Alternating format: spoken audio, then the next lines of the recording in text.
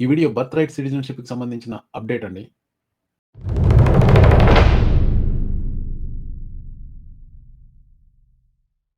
October వచ్చేసింది. కొత్త supreme court term ప్రారంభం కాబోతుంది. మొన్న ఫ్రైడే సెప్టెంబర్ 27వ తారీఖున జాన్ సావర్ ట్రంప్ అడ్మినిస్ట్రేషన్‌లో సొలిసిటర్ జనరల్ సుప్రీం కోర్ట్‌కు అర్జీ పెట్టుకున్నాడు. ఏమని? Birth right citizenship executive order యొక్క రాజ్యాంగబద్ధతను నిర్ణయించమని. అదేంటి సుప్రీం కోర్ట్ జూన్‌లోనే తీర్మానించింది కదా! అని మీకు అనిపించవచ్చు. కానీ ఆ రోజు తీర్మానించింది సుప్రీం కోర్టు జిల్లా జడ్జిలకి ఆ అధికారం ఉందా? దేశవ్యాప్తంగా ఇంజంక్షన్ ఇచ్చే అధికారం ఉందా? లేదా? అన్న విషయం దాని గురించి నిర్ణయించారు గానీ, రాజ్యాంగ బద్ధత గురించి అసలు మాట్లాడలేదు. ఆ విషయం మీద ఇప్పుడు సుప్రీం కోర్ట్‌కి అర్జీ పెట్టుకున్నాడు. అర్జీ అంటే దీన్ని రిట్ ఆఫ్ సెర్షియారీ అంటారండి. రిట్ ఆఫ్ సెర్షియారీ అంటే ఓకే. ఈ టర్మ్‌లో ఈ కేసు తీసుకోవాల్సిందిగా కోరుతున్నాము. సుప్రీం కోర్ట్ వాళ్ళు వాళ్ళకొచ్చే 10,000 కేసుల్లో ఒక 60 ఏమో తీసుకుంటారు. ఈ 60లో ఇది ఉంటుందా? లేదా? అనేది ah, most likely it will be there అనుకుంటున్నాను నేను. బట్ వాళ్ళు నిరాకరించవచ్చు కూడా.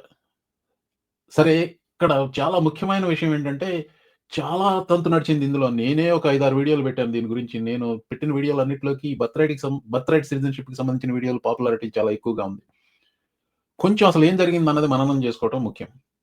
జనవరి 20వ తారీఖున ఎగ్జిక్యూటివ్ ఆర్డర్ చేశాడు. జనవరి 21వ తారీఖునే వాషింగ్టన్ స్టేట్‌లో డిస్ట్రిక్ట్ జడ్జ్ దాన్ని తాత్కాలికంగా నిలిపివేయడం జరిగింది. ఆ తర్వాత నేషన్ వైడ్ ఇంజంక్షన్ ఇవ్వటం జరిగింది. జనవరి 20వ తారీఖు ఎగ్జిక్యూటివ్ ఆర్డర్ ఇచ్చిన దగ్గర నుంచి ఈ రోజు వరకు చాలా వార్తలొచ్చాయి దీని గురించి. బర్త్ రైట్ సిటిజన్‌షిప్ గురించి. డిస్ట్రిక్ట్ కోర్ట్‌లో ఈ తీర్పు వచ్చింది. సర్క్యూట్ కోర్ట్‌లో ఈ తీర్పు వచ్చింది. సుప్రీం కోర్ట్ వరకు వెళ్ళింది. సుప్రీం కోర్ట్ నుంచి మళ్ళీ వెనక్కి వచ్చింది. తర్వాత డిస్ట్రిక్ట్ కోర్ట్స్ నిర్ణయించారు. ఆ తర్వాత సర్క్యూట్ కోర్ట్స్‌కి వెళ్ళాయి. ఇన్ని రకాలుగా చాలా గందరగోళం నడిచింది. దానికి పైగా ఒక కేసు కాదు, మల్టిపుల్ కేసులున్నాయి. వాషింగ్టన్‌లో మొదలైంది. మేరీలాండ్‌లో జరిగింది. న్యూ హాంప్‌షైర్‌లో జరిగింది. న్యూ జెర్సీలో జరిగింది. కాసా ఆహ్, ట్రంప్ వర్సెస్ కాసా ఆ పేరు ఎక్కువ విన్నాం. ఇలా ఇంకో 2, 3 కేసులు ఉన్నాయి. ఈ ట్రంప్ వర్సెస్ కాసా అనేది కన్సాలిడేట్ చేశారు. Washington case, new Jersey case కలిపి. సో, ఇంకా నాకు స్పష్టత 2, 3 విషయాల్లో లేదు గానీ సీక్వెన్స్ ఆఫ్ ఆర్డర్స్‌లో చూస్తే ఇప్పుడు జాన్ సావర్ ఫైల్ చేసిన పిటిషన్‌లో సెర్షియరీ పిటిషన్‌లో ఒక 2 కేసులు మాత్రం ప్రస్తావించాడు. ప్రస్ఫుటంగా ట్రంప్ వర్సెస్ వాషింగ్టన్ అని ప్రస్తావించాడు. సో, నేననుకోవడం ఇది ట్రంప్ వర్సెస్ కాసాకి సంబంధించింది. అంటే న్యూ జెర్సీ కేసు, వాషింగ్టన్ కేసు ప్రధానంగానే నేను భావిస్తున్నాను. ఆ డీటెయిల్స్‌కన్నీ వెళ్ళే ముందు ముందుగా పిటిషన్ ఏంటో చూద్దాం. జాన్ సావర్ అనే అతను సొలిసిటర్ జనరల్ అండి. Solicitor general of the United States. Solicitor general పనేంటంటే ప్రభుత్వ పరంగా ప్రభుత్వాన్ని డిఫెండ్ చేయటం కోర్టుల్లో, అలాగే ప్రభుత్వం ఇంకెవరినన్నా కోర్టుకి తీసుకెళ్లాలంటే అతని ఆఫీస్ నిర్ణయిస్తుంది. అతను జాన్ సావర్. ఈ జాన్ సావర్ ఎవరో మీకు తెలియకపోతే గుర్తుపెట్టుకోవాల్సిన విషయం ఏంటంటే, పోయిన సంవత్సరం సుప్రీం కోర్ట్‌లో ఆర్గ్యూ చేశాడు. కొంచెం చాలా కఠోరంగా ఉంటుంది. అంట మాట్లాడతాడు. సో, ఆ వాయిస్‌ని బట్టి గుర్తుపెట్టుకోవచ్చు. ఒకవేళ మీరు కోర్ట్ కేసులు వినేంత ఇంట్రెస్ట్ మీకుండి వినుంటే. చాలా ఫేమస్ అయిన ఆర్గ్యుమెంట్ అతను చేసిందేంటంటే, if the president orders the seal team 6ని తన రాజకీయ ప్రత్యర్థిని చంపేయమని ఆర్డర్ చేస్తే, అతన్ని చంపేస్తే దాన్ని కూడా ప్రశ్నించకూడదా అని జెప్పి ఒక జడ్జి అడిగినప్పుడు, ప్రశ్నించకూడదు. ప్రెసిడెంట్‌కి అధికారం ఉందని జెప్పి వాదించాడు. చివరికి ఆ ఆర్గ్యుమెంట్‌తోనే ప్రెసిడెంట్ అధికారాలు చాలా బ్రాడ్ అని జెప్పేసి తీర్పు వచ్చింది. That is how the president became the king because of that judgement from supreme court. ఆ జాన్ సవర్ అన్నమాట ఇతను. సో, ఈ 156 పేజీలది చదివేంత టైం లేదు. మనకు అంత డీప్ నాలెడ్జ్ లేదు లా గురించి. సో, నేనేం చేశానంటే, నేను 2, 3 లీగల్ బ్లాగ్స్ చూసాను. ముఖ్యంగా ఇది స్కోటస్ బ్లాగ్ అని ఇందులో చూసాను. నేను ఇప్పుడు చెప్పేదంతా ఈ ఈ ఆర్టికల్ ఆధారంగా చెప్తున్నాను. ప్లస్ 2, 3 లీగల్ పాడ్‌కాస్ట్‌లు విన్నాను. అంటే ఇది మరీ దారుణంగా నేను హాలిడే ఇన్ ఎక్స్‌ప్రెస్‌లో నిద్రపోయాను కాబట్టి నేను ఈ విషయంలో మేధావిని అని నేను చెప్పుకోవట్లేదు. అంటే నా హోంవర్క్ నేను చేశానని చెప్తున్నాను. How birth right citizenship made it back to the Supreme Court అని. So, if we want to go back ఇది ఈ లిస్ట్‌లోకి ఏమేం జరిగిందనే దాంట్లో లిస్ట్‌లో చూస్తే ఈ circuit courts fourth circuit which is Virginia రిచ్మండ్‌లో ఉన్నది. మేరీలాండ్‌కి సంబంధించిన కేస్‌ని అప్‌హోల్డ్ చేసింది. అలాగే నైన్త్ సర్క్యూట్ విచ్ ఈస్ కాలిఫోర్నియాలో ఉన్నది. వాషింగ్టన్‌కి సంబంధించిన కేసును అప్‌హోల్డ్ చేసింది. ఇప్పుడు ఏ డిస్ట్రిక్ట్ కోర్ట్ నుంచి ఏ సర్క్యూట్ కోర్ట్ వరకు వెళ్ళింది, అక్కడి నుంచి స్కోటస్‌కి వెళ్లి మళ్ళీ వెనక్కి ఏ డిస్ట్రిక్ట్ కోర్ట్‌కొచ్చింది, ఏ డిస్ట్రిక్ట్ కోర్ట్‌లో నేషన్ వైడ్ ఇంజంక్షన్ మళ్ళీ ఇచ్చారు. ఇది ఏ కేసు, ట్రంప్ వర్సెస్ వాషింగ్టనా, ట్రంప్ వర్సెస్ కాసానా, న్యూజెర్సీ వర్సెస్ ట్రంపా, ఇలాంటివన్నీ కొంచెం లా స్టూడెంట్లు అయితే ఇంపార్టెంట్ ఏమో కానీ మనకి సాధారణ పౌరులకి మనకి ఇంపార్టెంట్ విషయం ఏంటంటే ఇక్కడ all roads lead to Rome, all districts all circuits lead to supreme court. ఇది సుప్రీం కోర్టు వరకు వచ్చింది. కాకపోతే ఇప్పుడు వాద ప్రతివాదాలలో ఏ తీర్పుల మీద ఎక్కువ ఫోకస్ చేస్తారో చూడాలి అనుకుంటే నాకు 2 జడ్జిలు ఇచ్చిన తీర్పులు ప్రస్ఫుటంగా కనపడుతున్నాయి. మేరీలాండ్లో జడ్జ్ బోర్డ్మెన్ అనే ఆవిడ ఇచ్చిన తీర్పు, judge again blocks ban on birth right citizenship, extends order nationwide. ఈవిడే కాసా అనే గ్రూప్కి క్లాస్ స్టేటస్ ఇచ్చింది. సారీ, కాసా అనే గ్రూప్ కాదు, ఫిబ్రవరి 19వ తారీఖు ఆ తర్వాత పుట్టిన పిల్లలందరికీ క్లాస్ సర్టిఫికేషన్ ఇచ్చింది. ఇప్పుడు సుప్రీంకోర్టు నుంచి వెనక్కి వచ్చినప్పుడు ఇక్కడ మరొకసారి మననం చేసుకుందాం సుప్రీంకోర్టు తీర్పు ఏంటి అనేది. మొట్టమొదటిసారిగా ట్రంప్ సుప్రీంకోర్టుకి వెళ్ళినప్పుడు రాజ్యాంగ బద్ధతని నిర్ణయించమని అడగలేదు. ఈ డిస్ట్రిక్ట్ కోర్టు బోడిగాళ్ళు వీళ్ళెవరు, ఈ జిల్లా కోర్టు వాళ్ళు చెప్పడానికి నేను అధ్యక్షుల వారం, మాకు అన్ని హక్కులు ఉంటాయి, ఇంకే వాళ్ళకి నేషన్ వైడ్ బ్యాన్ చేసే హక్కు ఉండకూడదు అని చెప్పాడు. ఇప్పుడు అప్పుడు చేసిన వాదనల ప్రకారం ఏంటంటే ఇక్కడ మేరీలాండ్లో పుట్టిన వాళ్ళకి, అంటే ఒక ప్లెయింటిఫ్ ఒక్కళ్ళు పిటిషన్ పెట్టుకుంటే ఆ ఒక్కళ్ళకే రెమెడీ వర్తించాలి, ఆ పక్క రాష్ట్రంలో ఉన్న వాళ్ళకి ఆ రెమెడీ వర్తించదు, నేషన్ వైడ్ యూనిఫామిటీ ఉండదని జడ్జిలు ఇచ్చిన నేషన్ వైడ్ తీర్పుకి అది ఆధారం. ఇప్పుడు వర్జీనియాలో పిల్లలు పుడితే వాళ్ళు సిటిజన్స్ అవడం ఏంటి, మేరీలాండ్లో పుడితే సిటిజన్స్ కాకపోవడం ఏంటి, ఎగ్జాక్ట్ సేమ్ స్టేటస్ ఉన్నవాళ్ళు. అయినప్పటికీ supreme court third district court judge unless it is a class, ఇండివిజువల్గా పిటిషన్ వచ్చినప్పుడు నువ్వు చేయడానికి వీల్లేదు. ఆ క్లాస్ సర్టిఫికేషన్స్కి కొన్ని నిబంధనలు ఉన్నాయి, ఆ నిబంధనలన్నీ ఆవిడ పాటించి వీళ్ళందరికీ ఒక క్లాస్ స్టేటస్ వచ్చింది. అందువల్లనే ఇది సుప్రీం కోర్టు వరకు రాగలిగింది. ఇది ఇంకొక జడ్జి, న్యూజెర్సీలో ఉన్న జడ్జి లియో సొరోకిన్ అని ఆయన, మసాచ్యూసెట్స్ వెయిట్ ఎ మినిట్, ఇది మసాచ్యూసెట్స్ జడ్జి. ఇది ఇటీవలనే వచ్చిన తీర్పు అండి. ఇది జూలై 27వ తారీఖున వచ్చింది.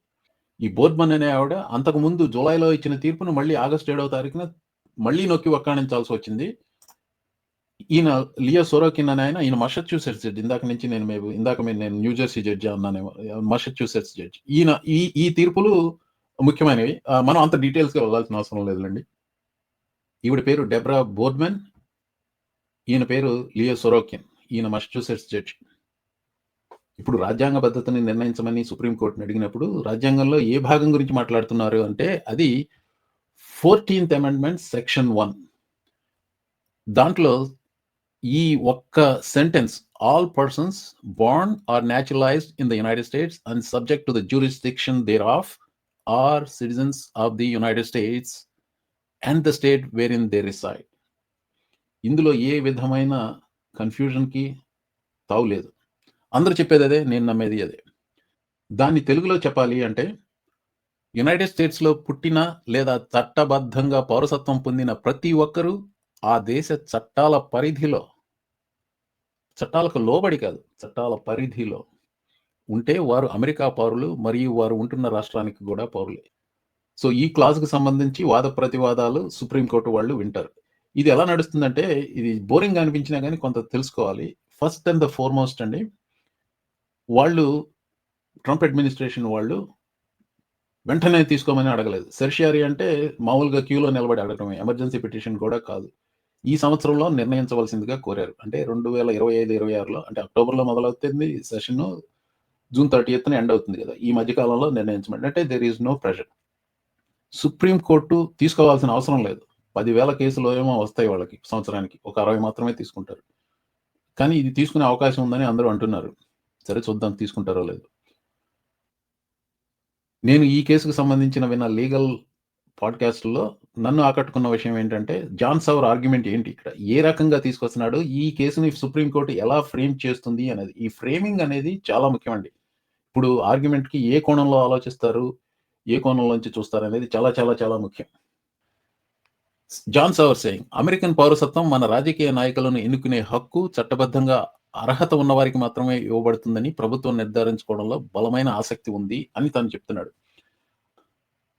ప్రెసిడెంట్ని ప్రజలు ఎన్నుకుంటారు, ప్రెసిడెంట్ అండ్ హిజ్ అడ్మినిస్ట్రేషన్, అంటే అది ప్రజలకు సంబంధించింది, ఎన్నుకున్నారు కాబట్టి అతనికి అన్ని హక్కులు ఉంటాయి అన్న వాదన తీసుకొచ్చాడు. ఆ పైన దీన్ని సరిహద్దు భద్రతతో ముడిపెట్టాడు. అంటే ఆయన ఆర్గ్యుమెంట్ సారాంశం ఏంటంటే, ఇది ప్రెసిడెంట్ యొక్క హక్కు, ఎన్నుకోబడ్డాడు కాబట్టి ప్రజల హక్కు కాదు. అలాగే ఇది సరిహద్దు భద్రతకి సంబంధించింది, రాజ్యాంగానికి కాదు. This is how he is framing it. ఈ రకమైన చట్టంలో దాన్ని బంధించడానికి చూస్తున్నాడు. అది గాని సుప్రీంకోర్టు ఒప్పుకుంటే ప్రాబ్లం, ఒప్పుకోకుంటే ప్రాబ్లం ఉండకపోవచ్చు. ఏమవుతుందో తెలీదు. ఇక్కడ నా ఎడిటోరియల్ కామెంట్ ఏంటంటే, ఈ సుప్రీంకోర్టు, ముఖ్యంగా రైట్ వింగ్ ఎక్స్ట్రీమిస్ట్లో ఉన్న సుప్రీంకోర్టు వెనక్కి విపరీతంగా విల్లులా వంగి ఆర్టికల్ 2 పవర్స్, అంటే ప్రెసిడెంట్ యొక్క పవర్స్ను కాపాడటానికి ప్రయత్నిస్తున్నారు. అదే ఆర్టికల్ 2 ప్రెసిడెంట్ కాంగ్రెస్ పవర్స్ని తను చేజిక్కించుకుంటున్నా వీళ్ళు పట్టించుకోవట్లేదు. అలాగే అదే ప్రెసిడెంట్ న్యాయ వ్యవస్థని, న్యాయశాఖని పట్టించుకోకపోయినా వీళ్ళు పట్టించుకోవట్లేదు. కానీ ఆ ఆర్టికల్ 2 పవర్స్ ప్రెసిడెంట్కి మాత్రం ప్రిజర్వ్ చేయాలని ప్రయత్నిస్తున్నారు.